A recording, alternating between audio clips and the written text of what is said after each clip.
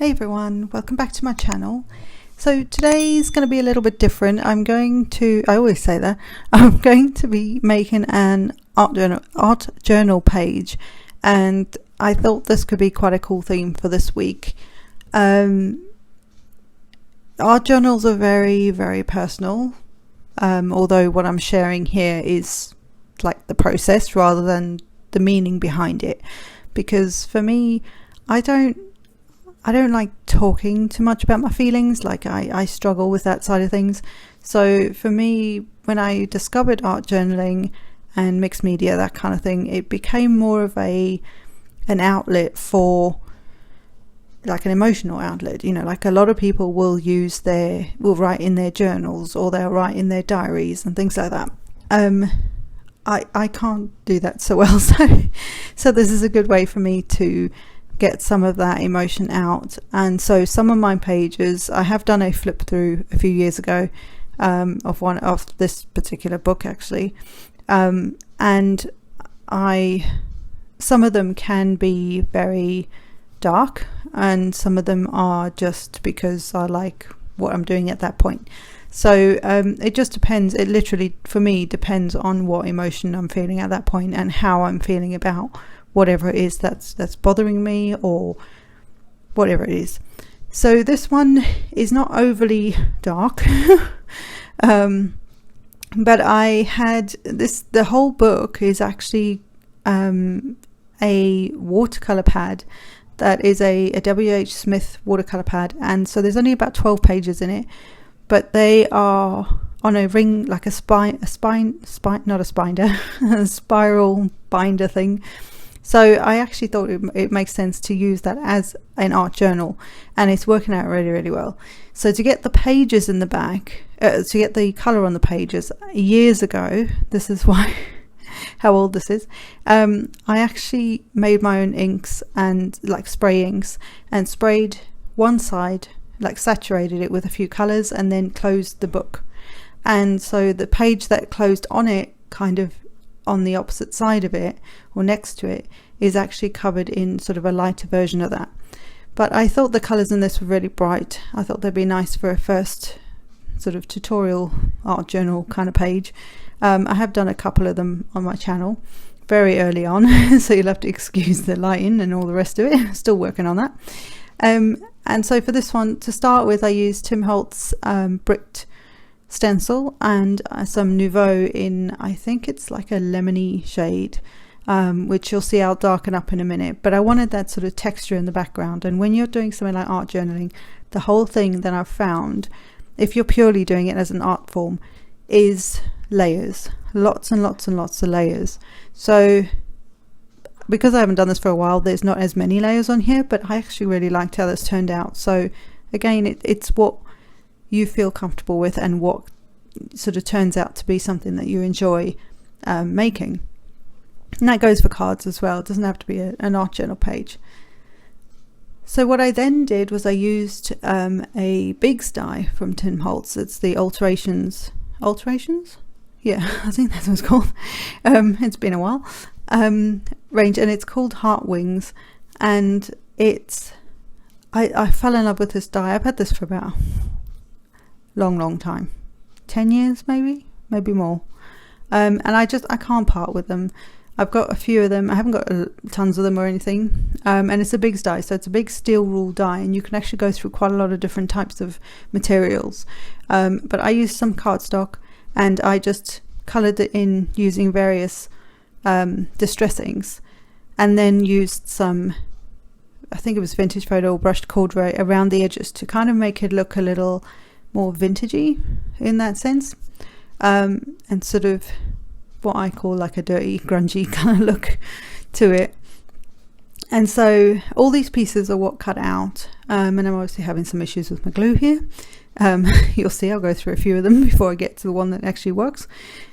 Yeah, so there's quite a few pieces here, but they are, and when they're all together, they kind of make this heart wing image, if you like. But obviously with these, you can use all these pieces separately. You can use them for completely different projects. You could use it for Valentine's Day quite easily. It's a heart and there's wings and things like that. You could use it for anniversaries, weddings, anything like that. So I'm just putting the little pieces together how I think they go together. This is just what works for me. You can obviously vary this or do it slightly differently, so which I think is pretty much what I just said, but anyway. And while the reason I sort of put the journal to one side is that even though I try to dry off the Nouveau embellishment mousse, that's what it's called, and I don't know if I said that, is because I wanted it to dry a bit more. It dries pretty quickly, but I didn't want to be, you know, smudging that across the page when that's sort of the thing that the look that I wanted.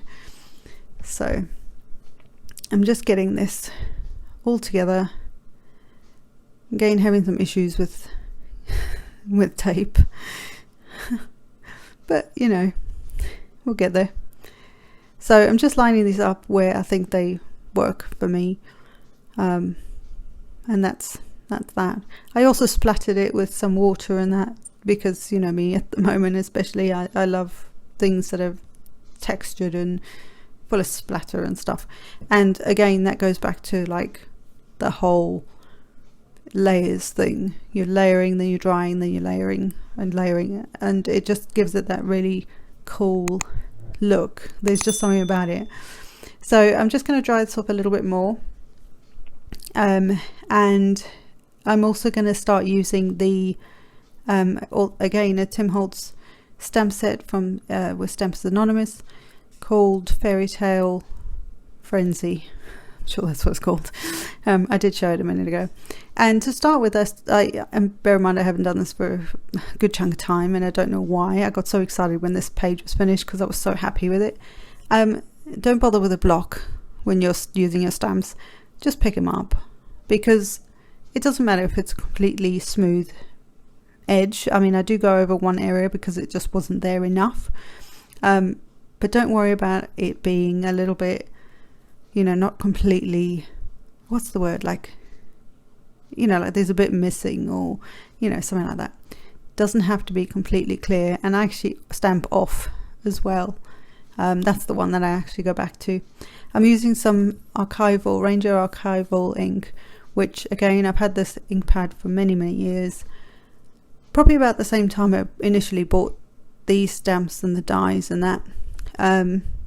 But it's just, it's a good ink if you want that's permanent, that won't, like if I then sprayed over the top, which I do right at the end, with something else, it's not going to move. That ink won't move. But if you did that, if you did your layers in like with some distress ink as well, for example, or a dye ink, it would move that if you spritzed it.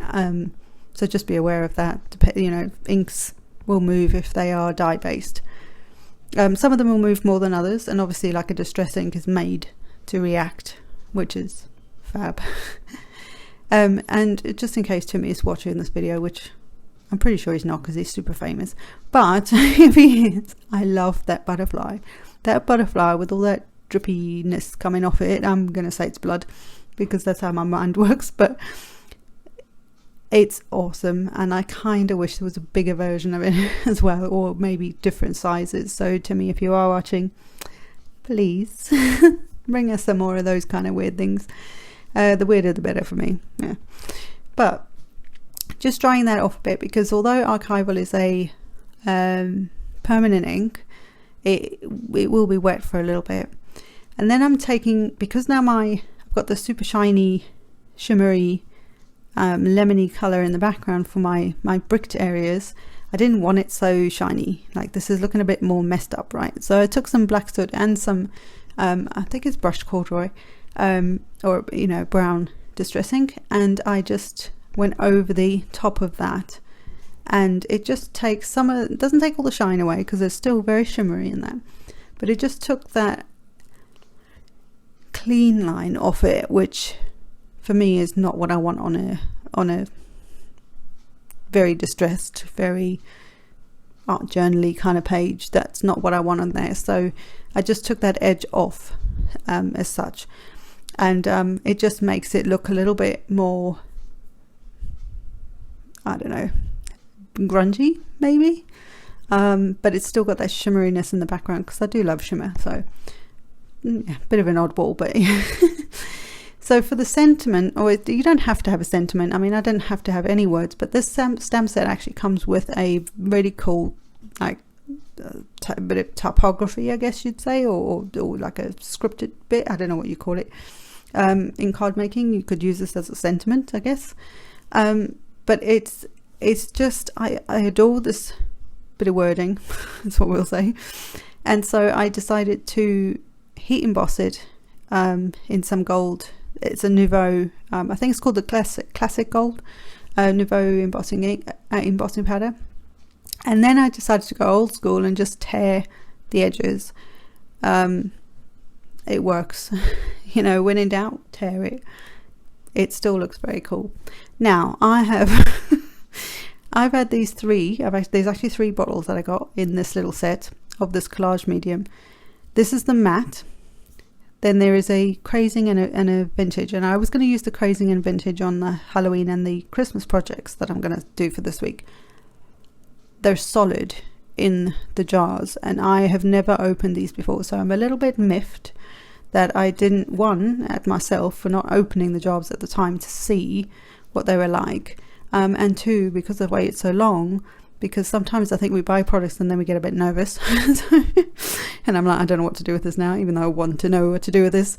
I got a bit nervous, so I put it off, and I finally opened the thing, and yeah, because this one, and I've watched the videos back of what Tim does and shows you, you know, product, you know, what the product does, and they should not, this product should be thinner than what it is now. This was almost like a paste, but I managed to get it to work. And basically, being a collage medium, the idea is that you can use it as a glue. It can be a sealant, which is why I used it to stick the things down, and then to also go over it, over the top. But what it will do is it will dry matte. That's the point of this one. So yeah, very much miffed that I now, of course, this far down the line, can't even send them back. So yeah, so note to self, next time you get a product in, check it. Anyway, so the other 2 won't be featuring on the Christmas and Halloween videos, unfortunately, but I thought it was going to be so cool, and it was the basis behind doing these media pages for you guys. So I decided right at the end that I needed a bit more shimmer, shall we say. So I actually spritzed it with some Ranger Perfect Pearls in Perfect Pearls. It's in the jar that you the little spray bottle. It's a Cosmic Shimmer spray bottle. It's perfect. It's never clogged ever, and that stuff has been in there for about 10 years. I think I've mentioned that once or twice. I'm probably like a stuck record now.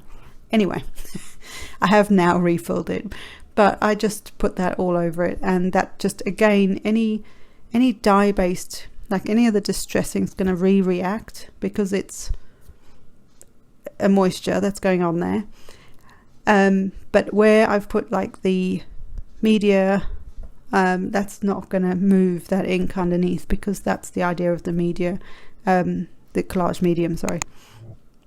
So I hope you like this. This is completely different to what I normally would do on my page, and on my channel, sorry. And so I hope you like what you see. Maybe this is the start of something else that I'll add to my collection of things that I want to do, my craftiness that I do on my channel. So I hope you like this, guys, and I will see you in the next one. Can't wait for the Thursday's video. See you later. Bye.